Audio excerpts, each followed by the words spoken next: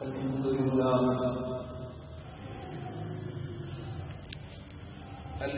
لله نحمده ونستعينه ونستغفره ونؤمن به ونتوكل عليه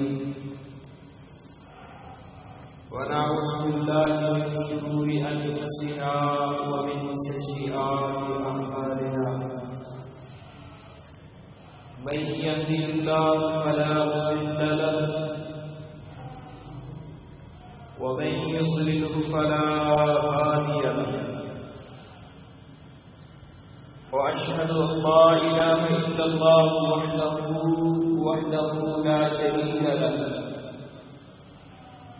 وأشهد أن محمدا عبده ورسوله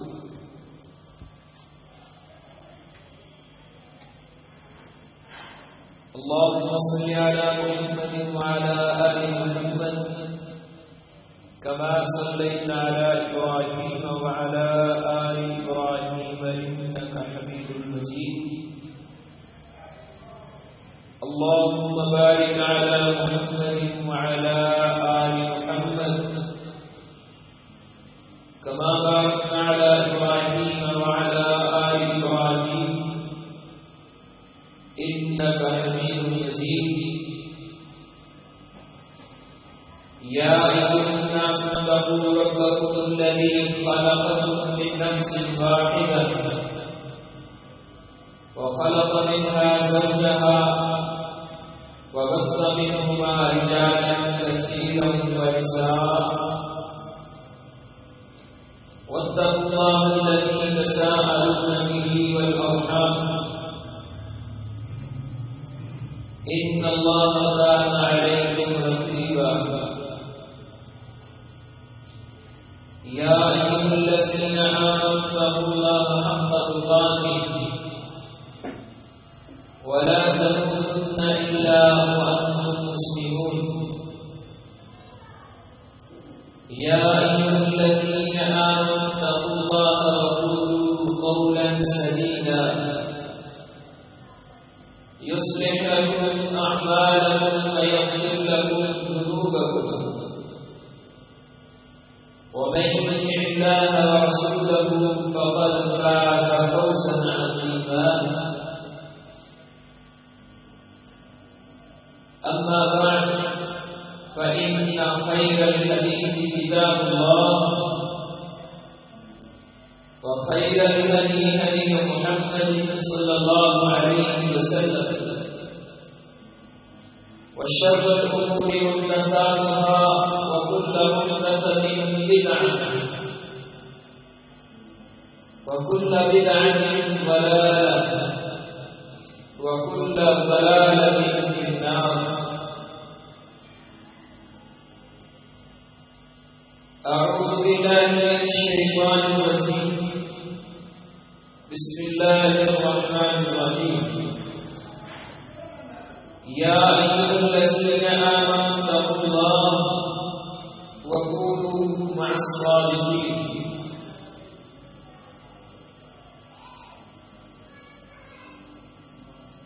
سامعین کرام بزرگوں بھائیوں ایسے ساتھیوں پردے کے اندر بیٹھ سکنے والی مکرمات معززات اسلامی روحانی مومنوں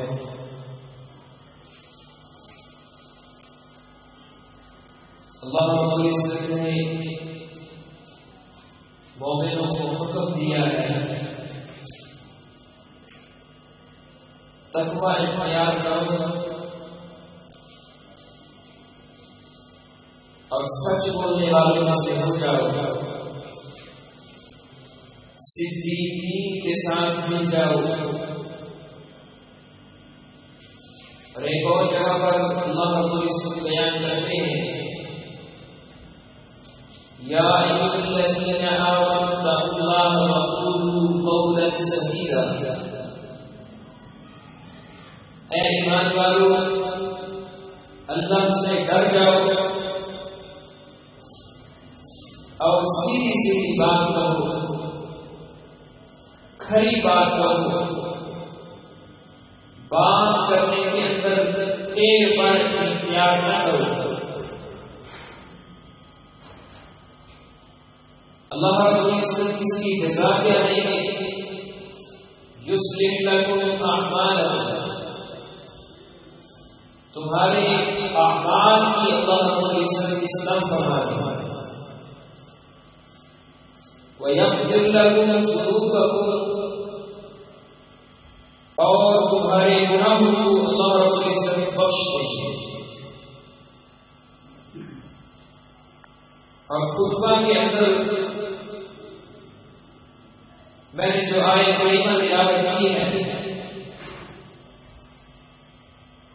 جس کے اندر اللہ رب العزت حکم دیتے ہیں مومنوں کو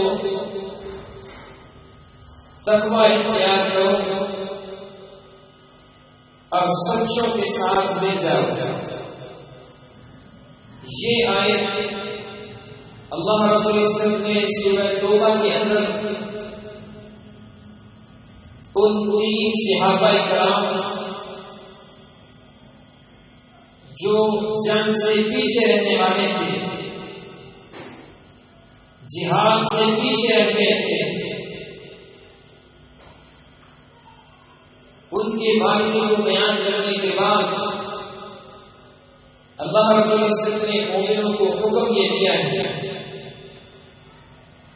وہ تین لوگ کعب بن مالک، مرارہ بن ربیعہ اور ہلال بن امیہ رضی اللہ عنہم اجمعین تھے۔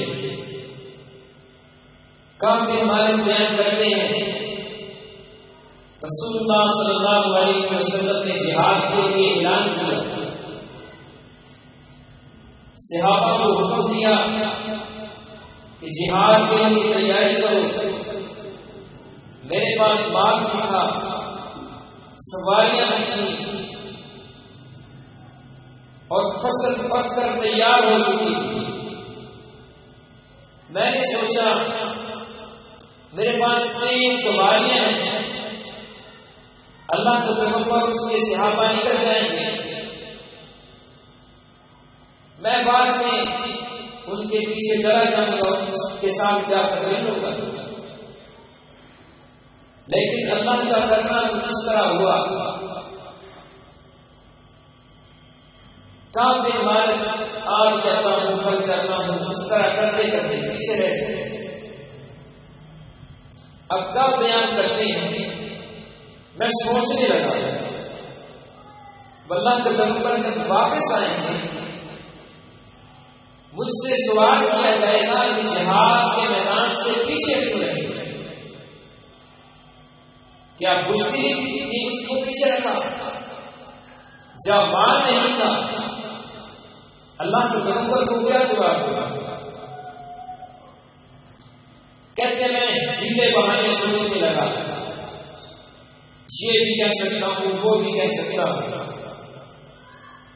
آخر جب رسول اللہ صلی اللہ علیہ وسلم واپس لوٹے تو کہا کہتے ہیں کہ میں نے دل کے اندر تخیہ کر لیا کہ جو مرضی ہو جائے اللہ کے پیغمبر صلی اللہ علیہ وسلم کے سامنے سچی اور کھڑی باتیں ہیں۔ نبی علیہ الصلوۃ والسلام واپس لوٹے، آپ علیہ الصلوۃ والسلام کا یہ طریقہ تھا، جب آپ سفر سے واپس لوٹتے تو مسجد کے اندر بیٹھ جاتے، 2 رکعتیں پڑھتے، اپنے معمول کے مطابق نبی علیہ الصلوۃ والسلام مسجد کے اندر آئے، 2 رکعتیں نماز پڑھی، منافقین آنا شروع کر دیا، انہوں نے اپنے جھوٹے ہیلے بہانے کر کے نبی علیہ الصلوۃ والسلام کے سامنے اپنی صفائیاں پیش کر کے وہ چلے گئے۔ نبی علیہ الصلوۃ والسلام نے یہ اعلان فرما دیا کہ اللہ تمہیں معاف فرمائے۔ ظاہر کو دیکھ کر رسول اللہ صلی اللہ علیہ وسلم نے فرمایا میں تمہارے لیے دعا کر سکتا ہوں۔ جب کعب کی باری آئی رضی اللہ تعالی عنہ، نبی علیہ السلام نے پوچھا کعب نے یہ پیچھے کس لیے رکھا، تو کیوں پیچھے رکھ دیا؟ حضرت کعب بن مالک رضی اللہ تعالی عنہ بیان کرتے ہیں میں نے کہا اللہ کے پیغمبر اگر میں جھوٹ بولنا چاہوں، میں کہانی بنانا چاہوں تو میں اس چیز کے اندر ایک ماہر انسان ہوں، لیکن میں ایسا نہیں کروں۔ کیوں؟ اگر میں نے ایسا کر لیا تو میں آپ سے وقتی طور پر آپ کو راضی کر کے چلا جاؤں گا، لیکن جب میرا رب ناراض ہو کر آپ کے اوپر وحی نازل کر کے آپ کو میرے بارے میں صحیح طور پر آگاہ کر دے گا، میرا پھر مجھ سے ناراض ہو جائے گا۔ تو اس لیے اگر میں سچ بولتا ہوں آپ مجھ سے ناراض بھی ہوں گے، لیکن میرا یقین ہے کہ اللہ میرے لیے کچھ بہتر فیصلہ کرے گا۔ خیر بات چلتی رہی، نبی علیہ السلام نے فرمایا چلے جاؤ گا، تیرے بارے میں اللہ کو فیصلہ کریں گے۔ صحابہ کرام کو روک دیا نبی علیہ السلام کہ کعب کے ساتھ کوئی گفتگو نہیں کرنے، دو لوگ ان کے ساتھ اور بھی گفتگو بند کر دی گئی۔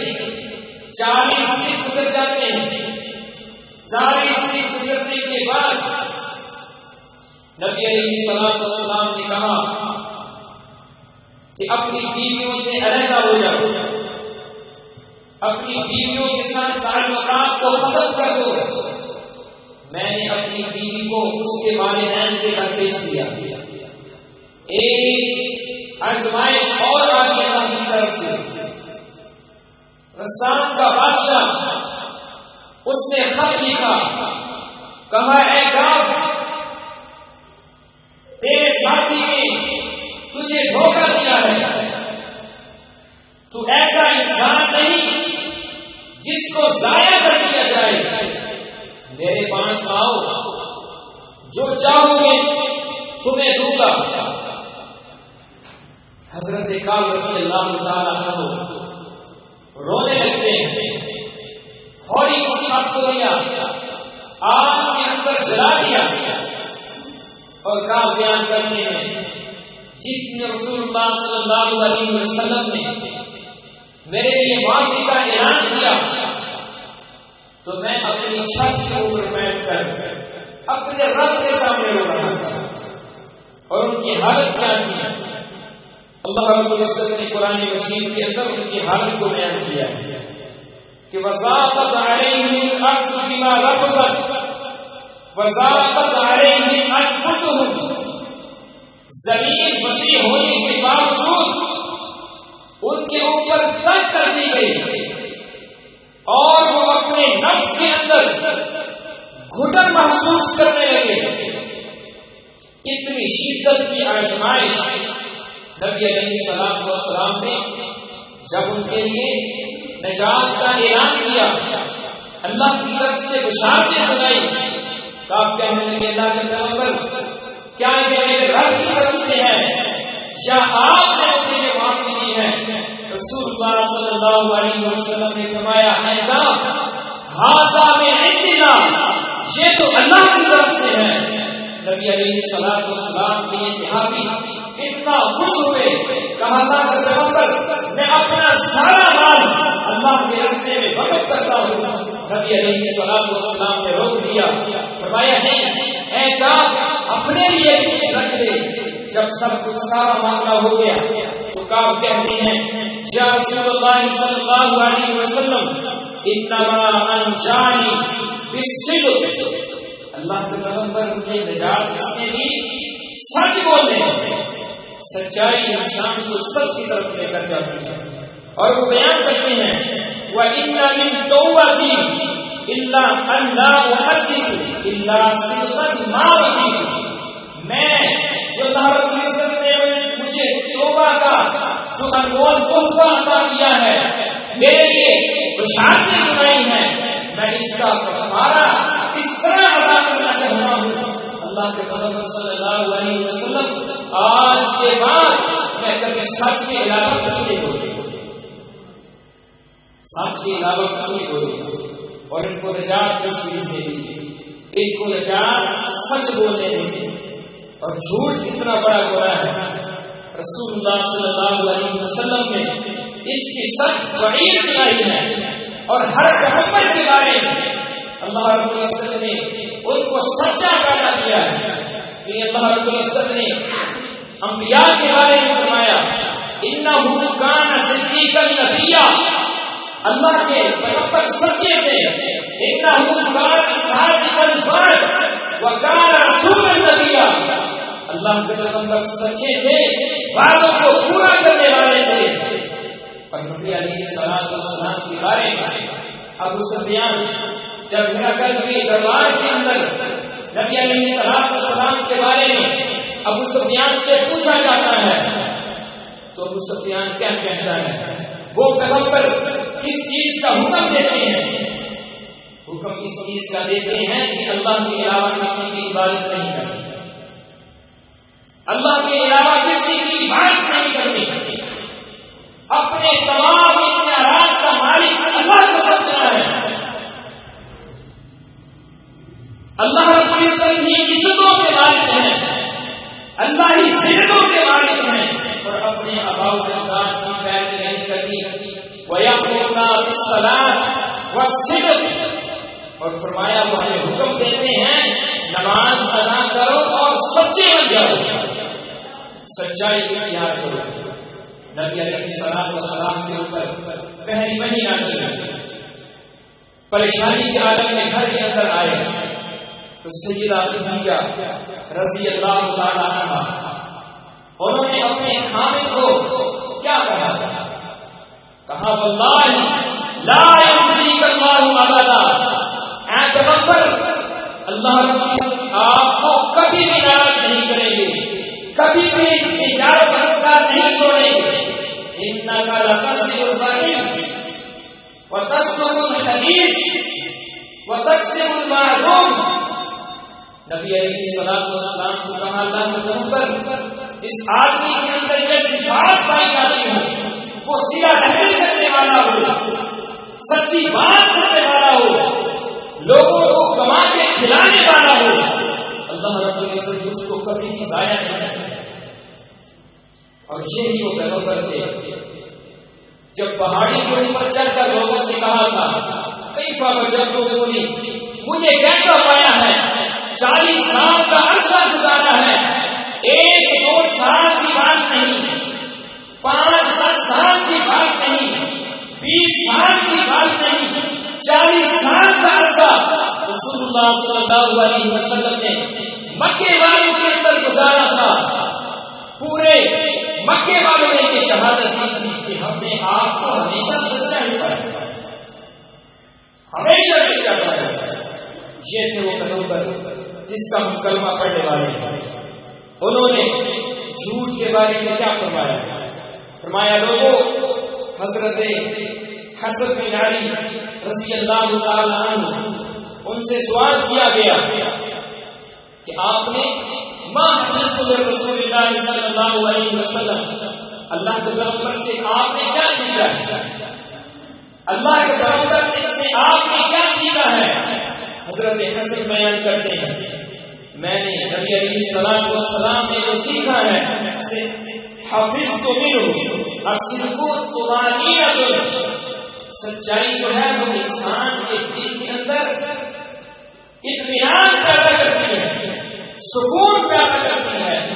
یہ حسن بن علی سے نے اس سے سیکھا محمد رسول اللہ صلی اللہ علیہ وسلم جن کی زبان سے حق کے علاوہ کبھی کوئی لفظ نکلا ہی نہیں، اور اگلی بات کیا سیکھی والکذب ریبۃ، اور جو جھوٹ ہے، جو جھوٹی بات ہے، جو کذب ہے، انسان کو تذبذب کا شکار کر دیتا ہے، انسان کا جھوٹ بولنا ہے اپنے جھوٹ کو چھپانے کے لیے، اس کے جھوٹ کے اوپر جھوٹ بولتا چلا جاتا ہے۔ حسن بن علی رضی اللہ تعالی عنہ بیان کرتے ہیں میں نے اللہ کے پیغمبر سے یہ سیکھا ہے سچائی انسان کو اطمینان دیتی ہے اور جھوٹ انسان کو تسلط کا شکار کر دیتا ہے، بے سکونی کا شکار کر دیتا ہے۔ اور یہاں تک بس نہیں، رسول اللہ صلی اللہ علیہ وسلم نے یہاں تک فرما دیا کہ جھوٹ ہی انسان کو جنت کی طرف لے کر جانے والا ہے۔ علیکم بالصدق فإن الصدق يهدي إلى البر وإن البر يهدي إلى الجنة۔ کہاں سچائی کو لازم پکڑو، سچائی انسان کو نیکی کی طرف لے کر جاتی ہے اور نیکی انسان کو جنت کی طرف لے کر جاتی ہے۔ اور رسول اللہ صلی اللہ علیہ وسلم نے فرمایا انسان سچ بولتا رہتا ہے، سچ بولنے کی کوشش کرتا رہتا ہے، ایک وقت ایسا آتا ہے حتیٰ یکتب عند اللہ صدیقا، اللہ کے دربار کے اندر بھی سچا لکھا رہتا ہے، سچا لکھا رہتا ہے اللہ کے دربار میں۔ اور دوسری طرف کیا فرمایا ایاکم والکذب، لوگوں جھوٹ سے باز آ جاؤ، جھوٹی باتیں کرنے سے باز آ جاؤ، جھوٹی باتیں کر کے لوگوں کو ہنسانے سے باز آ جاؤ۔ اس کا نقصان کیا ہوتا ہے؟ جھوٹ انسان کو گناہ کی طرف لے کر جاتا ہے اور گناہ انسان کو جہنم کی طرف لے کر جاتا ہے، اور انسان جھوٹ بولنے کی کوشش کرتا رہتا ہے، جھوٹ بولتا رہتا ہے۔ رسول اللہ صلی اللہ علیہ وسلم فرماتے ہیں ایک وقت ایسا آتا ہے حتیٰ یکتب عند اللہ کذابا، اللہ کے دربار کے اندر اس شخص کو جھوٹا لکھا ہے۔ اللہ رب العزت ہمیں ایسی زندگی سے محفوظ کروائے۔ اور جھوٹ یہ کتنی بڑی ذلت ہے۔ وہ تاجر جس کے بارے میں رسول اللہ صلی اللہ علیہ وسلم نے فرمایا تھا تجارت کرنے والا شخص مال خریدتے وقت، مال بیچتے وقت جب لوگوں کے لیے آسانیاں پیدا کرتا ہے، اللہ رب العزت اس تاجر سے محبت کرنا شروع کر دیتا ہے۔ لیکن یہی تاجر ہے جب تجارت کے اندر جھوٹ آیا، جب تجارت کے اندر دھوکہ آیا، جھوٹی قسمیں کھا کر مال بیچنے والا، رسول اللہ صلی اللہ علیہ وسلم نے فرمایا قیامت کے دن 3 قسم کے لوگ ایسے ہوں گے اللہ رب العزت ان کی طرف دیکھیں گے نہیں، ان کی طرف نظر رحمت بھی نہیں کریں گے۔ ان میں سے ایک شخص وہ ہوگا جو جھوٹی قسم کھا کر اپنا مال بیچے گا۔ اور رسول اللہ صلی اللہ علیہ وسلم نے فرمایا قیامت والے دن تاجر اس حال میں اٹھائے جائیں گے کہ وہ گناہگار ہوں گے سوائے 3 قسم کے کام کرنے والے تاجر۔ وہ کام کیا ہے؟ الا من اتقى، پہلا کام جب تاجر اللہ سے ڈرنے لگتا ہے، تقوی اختیار کرنے لگتا ہے، جب اس کے دل کے اندر اللہ کا ڈر پیدا ہو جاتا ہے، لوگوں کو دھوکہ نہیں دیتا، لوگوں کے ساتھ فراڈ نہیں کرتا، وَبَرَّ، دوسرا کام جب وہ نیکی کرنا شروع کر دیتا ہے، نیکیاں کرنا شروع کر دیتا ہے، اور تیسرا کام وَصَدَقَ، اور سچ بولنا شروع کر دیتا ہے۔ رسول اللہ صلی اللہ علیہ وسلم نے فرمایا جب یہ تاجر 3 کام کرنے لگ جائیں گے اللہ رب العزت قیامت والے دن ان کو ایسی زندگی سے محفوظ کروائے گا۔ یہی تاجر ہے۔ اور رسول اللہ صلی اللہ علیہ وسلم نے کیا فرمایا؟ نبی علیہ الصلوۃ والسلام سے سوال کیا یا رسول اللہ ما عمل اہل الجنہ، اللہ کے رسول صلی اللہ علیہ وسلم جنت میں لے جانے والے اعمال کون سے ہیں؟ رسول اللہ صلی اللہ علیہ وسلم فرماتے ہیں الصدق، سچائی انسان کو جنت کی طرف لے کر جائے گا، جنت کی طرف لے کر جائے گا۔ اور پھر پوچھا گیا ما عمل اہل النار، جہنمیوں کے اعمال کیا ہوں، کون سا عمل انسان کو جہنم کے اندر داخل کرتا ہے؟ رسول اللہ صلی اللہ علیہ وسلم نے فرمایا الکذب، جھوٹی بات انسان کو جہنم کی طرف لے کر جاتی ہے۔ اور نبی علیہ الصلوۃ والسلام کا یہ معمول تھا، آپ جب صبح فجر کی نماز پڑھتے صحابہ سے سوال کرتے، کسی کو کوئی خواب آیا ہو، حضرت سمرہ رضی اللہ تعالیٰ کو بیان کرتے ہیں نبی علیہ الصلوۃ والسلام نے ایک دن ایسا آیا، اپنے صحابہ سے پوچھا کسی کو کوئی خواب آیا ہو، کوئی صحابی نہ بولا۔ نبی علیہ الصلوۃ والسلام نے فرمایا آج رات میں نے ایک خواب دیکھا، مجھے دو آدمی عرض مقدس کی طرف لے کر گئے، پھر اس کے بعد مجھے آسمانوں کی طرف لے کر جایا گیا، میں نے دیکھا ایک شخص بیٹھا ہوا ہے اور دوسرا شخص کھڑا ہوا ہے، جو شخص کھڑا ہوا ہے اس کے ہاتھ میں لوہے کی سوراخ ہے، وہ اس آدمی کے منہ کے اندر ڈالتا ہے جو بیٹھا ہوا ہے، اور اس کی رخسار کو چیرتا ہوا پیچھے کی طرف لے کر جاتا ہے، پھر اس کو جب وہ دوسری طرف اس طرح کرتا ہے تو پہلا رخسار سیدھا ہو جاتا ہے۔ رسول اللہ صلی اللہ علیہ وسلم نے ان لوگوں سے پوچھا، ان فرشتوں سے پوچھا یہ کون سا شخص ہے اس کے اوپر اتنی بڑی آزمائش آ چکی ہے، اتنا بڑا عذاب اس کے اوپر باقی ہے؟ وہ اللہ کے پیغمبر صلی اللہ علیہ وسلم کو فرشتے کیا بتلاتے ہیں؟ فَإِنَّهُ الرَّجُلُ يَغْدُو مِن بَيْتِهِ فَيَكْذِبُ الْكِذْبَةَ تَبْلُغُ الْآفَاقَ، یہ ایسا جھوٹ بولتا تھا، گھر سے نکلتا تھا جھوٹ بولتا تھا، ایسا جھوٹ بولتا تھا تبلغ الآفاق، دنیا کے کناروں پر پھیل جاتا تھا۔ یہ میڈیا پر بولے جانے والے جھوٹ اور یہ میسجوں کے اندر مختلف بنائے جانے والی قصے کہانیاں اور اسٹیج ڈرامے کے نام پر لوگوں کی عزتوں کو برباد کرنے والی یہ بدماش، رسول اللہ صلی اللہ علیہ وسلم نے کیا فرمایا تھا؟ جہاں پر فرشتوں نے کیا بتایا رسول اللہ صلی اللہ علیہ وسلم کو؟ یہی وہ جھوٹ ہے جب جھوٹی بات کرتا ہے دنیا کے کناروں پر پھیل جاتی ہے، اور رسول اللہ صلی اللہ علیہ وسلم نے کیا فرمایا؟ رسول اللہ صلی اللہ علیہ وسلم نے فرمایا ہلاکت ہے اس شخص کے لیے، بربادی ہے اس شخص کے لیے۔ کس شخص کے لیے بربادی ہے؟ رسول اللہ صلی اللہ علیہ وسلم نے فرمایا جو لوگوں کو ہنسانے کے لیے جھوٹ بولتا ہے، ہنسانے کے لیے جھوٹ بولتا ہے۔ 3 مرتبہ رسول اللہ صلی اللہ علیہ وسلم نے فرمایا وَيْلٌ لَهُ وَيْلٌ لَهُ وَيْلٌ لَهُ، ہلاکت ہے اس شخص کے لیے، بربادی ہے اس شخص کے لیے، بربادی ہے اس شخص کے لیے جو لوگوں کو ہنسانے کے لیے جھوٹ بولتا ہے۔ اور نبی علیہ السلام نے کیا فرمایا؟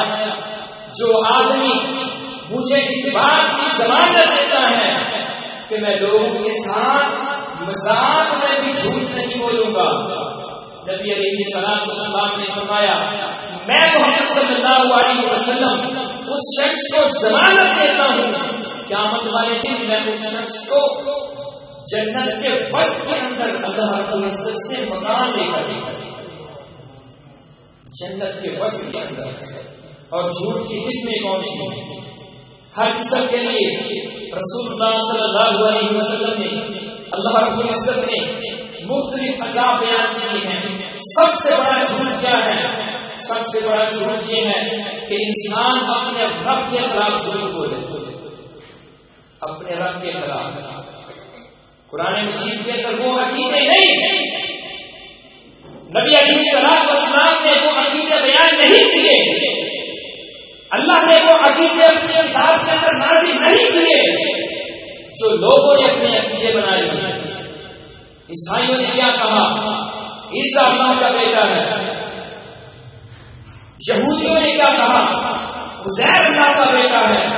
اور مسلمانوں کے اندر ایسے عقائد جو اللہ کے قرآن سے ثابت نہیں، رسول اللہ صلی اللہ علیہ وسلم کے فرامین سے ثابت نہیں، اور جھوٹ کی دوسری قسم رسول اللہ صلی اللہ علیہ وسلم نے فرمایا وہ شخص اپنا ٹھکانہ جہنم بنا لے، اپنا ٹھکانہ جہنم بنا لے جو میرے اوپر جھوٹ باندھتا ہے، میرے اوپر چھوٹ مان جائے.